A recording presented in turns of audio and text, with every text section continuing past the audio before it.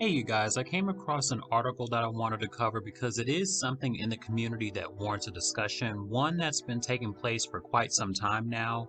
Now, some of you, I'm sure, have come to this video with the intention of stating people who are biracial, are black, or are prepared to leave long paragraphs or dissertations in my comment section about how these terms are interchangeable. I'm only going to give one warning because my day ones already know that on this channel we make the distinctions here. Biracial is biracial and black is black. I'm not sure why me choosing to not conflate these identities is somehow synonymous with controversy, because there is a difference in phenotype when observing the features of a biracial or a mixed person versus an unambiguous black person. We also know these differences play a role when it comes to conversations about colorism. This mixed phenotype is heavily desired in the industry, which is indisputable. I mean, we can look at somebody like Drake and see that his success in this industry is because of his lighter skin tone. A lot of people around my following have this belief that Drake is a light-skinned black man when he's biracial. And when you take or observe Drake's parents, his mom is from a larger society and his father is black.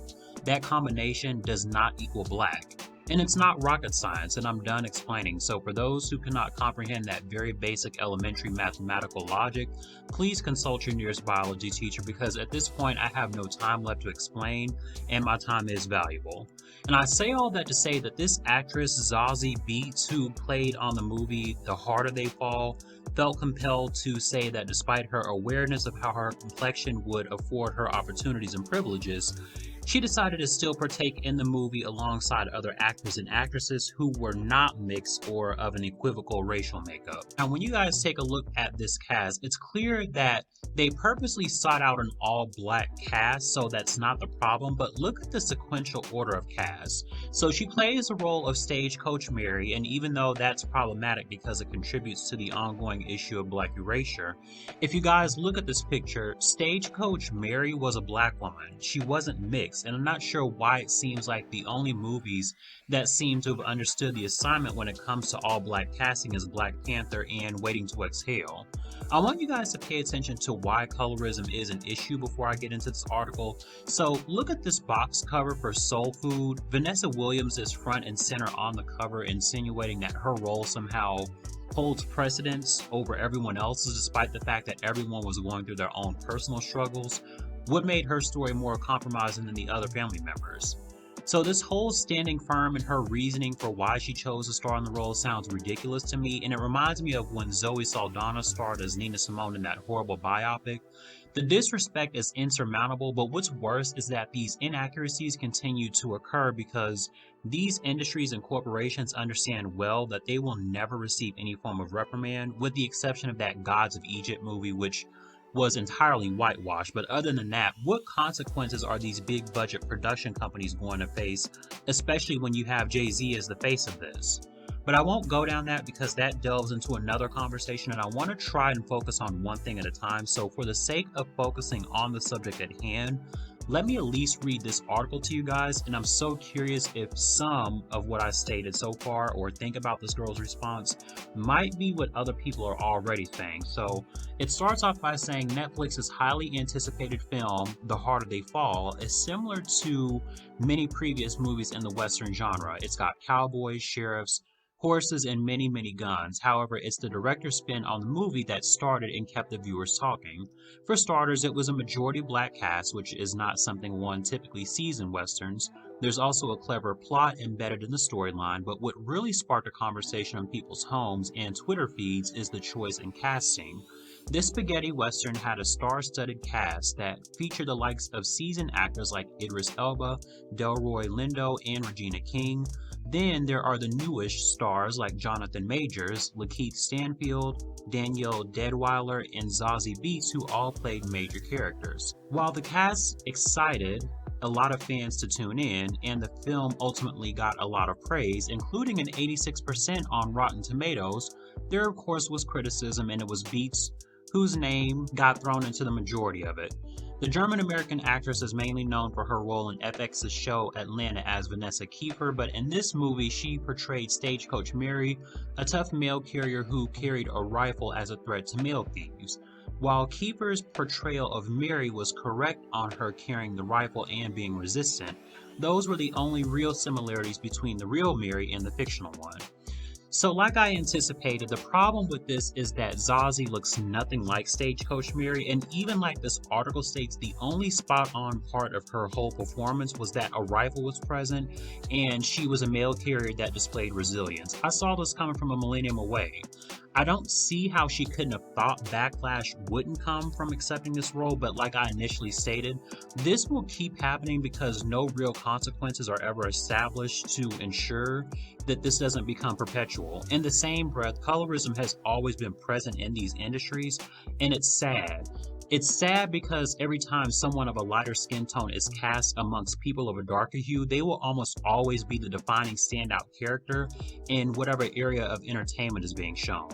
Whether it be the mistreatment of Tori Naughton face in 3LW or incessant black erasure by casting racially ambiguous people to play people of darker complexions, these are problems that we should not idly just sit by and hope dissipate the next time an all-black project comes out. But I'm still curious about something, and I want to see what other people are saying about this, so let me read to see what people are saying in reference to the historical inaccuracies. So it says, the real Mary was a plus-sized woman who appeared to have shorter hair and a darker skin complexion. Kiefer's representation was light-skinned and thin with long hair. Hollywood has been called out many times by black people for wiping away black history, culture, and faces from their films. Sometimes when there is representation of the black existence, it's being told in a lighter fashion.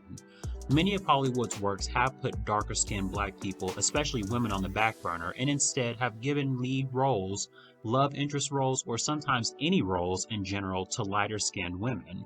With this being a major issue in history, reviewers spoke out about what they saw as inappropriate casting, and although many of the actors did not resemble their characters, it was Beetz who took the bulk of the backlash. The actress finally spoke out on November the 7th about her critics' opinions to the UK newspaper The Times, and she's making it clear that the issues of colorism and accepting this role are not something she takes lightly. I think it's interesting the article states that some of the cast members did not resemble the real world people in this portrayal. Of course, no one looks exactly like another person, but the idea is to be as close as possible. That wasn't the case when Zazie portrayed Stagecoach Mary, because again, Stagecoach Mary was darker and plus size, so almost everything about her depiction was wrong. And last year I made a video about how black women were being erased from video games. I'll post the link to that video so you guys can check it out. It's interesting because some of what I say regarding erasure parallels that video, so please, if you have free time, I urge you to watch that video. However, for now, I still want to know more of what Zazie said about this, so let's see. But hold on, don't you guys find it so hilarious that people with this complexion feel the need to talk about an issue like colorism? I mean, again, I get that this girl says she acknowledges her privilege, but to me, I can't grasp why she even took the role to begin with. I would have said something to the degree that while I feel honored that I was selected as a potential lead for this role, I have to respectfully decline because I think someone with the proper aesthetic should portray this role. But let's just see what else she said. So, moving on, it says, this is something that I think about a lot and consider when contemplating any role that I take, Beetz said. I understand the privilege that I have as a light-skinned woman, and it's always on my mind. I have multiple times turned down roles because I felt I wasn't the correct choice for the character. At the time when I read the script, almost all the other cast members had already signed on. Now, I could be entirely wrong here, but it sounds as if there's a subtle form of victimhood she's playing here. You know, the whole pity party, oh, it's just so difficult, and I won't be entirely condescending because I'm sure in her situation it may present a challenge, but it's not like there aren't other opportunities she could capitalize on. I'm not sure why the best option was to face backlash, which you knew you would be subject to, and still decide to take the role anyway. So that's why I really don't have sympathy for this girl, because she knew the repercussions for her appearance in this movie. It's one thing to feign ignorance, but she knew that taking this role was going to bring backlash, and she still decided to do it anyway, which is why I can't deal. I had come across another story where a beautiful black model named Leomi Anderson just recently did a runway show and she was told that she had to do her own hair and makeup. And of course, she was a dark skinned model, so these issues that affect unambiguous black people are real, whereas the problems that Zazie faced are different. We deal with hair hate discrimination, texturism, and featureism, and she's dealing with which movie she feels would be most appropriate to infringe on as it pertains to roles meant for black people. The two situations are in no way juxtaposed with one another, and I can't extend an olive branch to someone who has questionable motives. I don't know this girl personally, of course, but I'm just saying her rationalizations aren't logical with the decision she made to appear in this movie. Why not say, hey, give this role to a woman who is a beautiful, dark-skinned, plus-size woman that's confident in her image? But there's not much left to say, so let's just see what else she says. So it says, the 30-year-old said the fictional foundation of the script is what made her feel more comfortable in portraying someone like Stagecoach Mary. I could see that the characters were largely based on fiction and not truly on their historical counterparts, and that none of the characters actually bore much physical likeness to the actors that played them. I saw it as a wonderful opportunity to explore an iconic genre, the spaghetti western, and make it something new. Being of mixed race, Beetz said, I struggle with it in terms of not feeling like I'm either identity fully. She added that she has questioned, am I not black enough before, but it was her mother's reassurance that gave her the confidence in her identity. She taught me that my existence doesn't have to be validated by anybody. I'm black enough because I am black. James Samuel, director of the film, also responded to his audience about their concerns of colorism. He told Business Insider that he would tell the critics, thank you, they're not complaining, they are making a point, right? And it's a beautiful point, they make it well. I would say to them, I'm not making a biopic. Continuing to respond with positivity, he said, it's a beautiful thing because they are doing exactly what I wanted everyone to do for years. Bring up images of these people and go, look, here's the real thing. Here's the real person we existed. So I'm not sure what kind of reality she's in, but Stagecoach Mary was a real black woman. I know this movie is supposed to be fictional, but it is based on real characters, and she is not what Stagecoach Mary looked like at all. Then the part where she says she wants to make it something new, how can you not see that the context of those words give way to black erasure? And then there's that whole mixed growing up story that they love to tell to play the perpetual victim. Oh, I grew up not feeling accepted by black people, the whole nine. Somehow it's our fault for the decision her parents made, and now we have to be held responsible, I guess, for her inability to be seen by us. And the worst part about this is that she believes she is black. I think, honestly, this is partially the fault of black people because a lot of times black people will culturally assign blackness to whomever we deem to be worthy of it, even if that person is not phenotypically black. It could be a whole man from the larger society, but as long as he fakes a Jamaican accent, we would accept this man into our spaces. So in tandem with the one drop rule, which has served as a hindrance to us, it would make sense why this girl believes she's black when in fact she's mixed. And I'm also not sure why it's so difficult for mixed race people to create their own space and congregate amongst themselves where they can discuss their identity issues without feeling like they need to bombard their way into the black community for this desperate attempt at acceptance. Now, she can sit here all day and convince herself she's black. I will continue to say she's mixed. It's completely okay to say I'm mixed. And make no mistake, I'm not tripping off what she chooses to identify as, but I've seen how mixed race people have a tendency to claim blackness when it's convenient and then disassociate themselves from this identity when it's no longer favorable to them, which is why I say to not blur the lines of authentic blackness. Also, this director, James Samuels, don't know who he is, but I really don't think what he said made any bit of sense. If these characters are based on people who existed in the past, then of course, naturally, we were going to go look up who these people are and what they look like. So whatever weird explanation he gave was complete BS. So you purposely like casting people who in no way, shape, or form resembles that person because you wanted us to go look up what the person really looked like. Like, let me ask you guys a question. Does that make any sense to you?